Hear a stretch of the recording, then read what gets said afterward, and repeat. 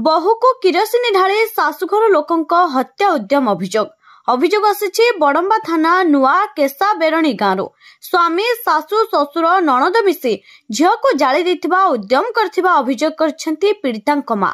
अभियोग अनुसार स्वामी नीलमणि बेहरा पत्नी चिन्मयी को विभिन्न समय निर्यातना दे आसुथिले।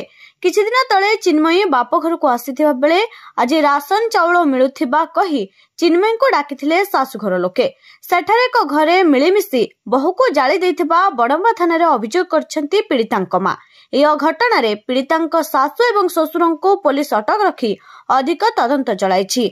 स्वामी एबे भी फेरार अछि। अभियोग होइछि जे आगरु चिन्मयी को तांको शशुर घर लोक 50,000 टंका मागुथिले, तेणु से देई न पारिबारु तांको मारिबा पई उद्यम करथिले। प्रथमे पीड़ितांको बड़म्बा मेडिकल को आना जायतिला। सेतेबेलको पीड़ितांकर 70 भाग पोड़ी जायतिला, तेणु डॉक्टर पीड़ितांको कटक को स्थानांतरित करथिले। पीड़िता एबे कटक मेडिकल ले चिकित्साधीन अवस्था अछंती।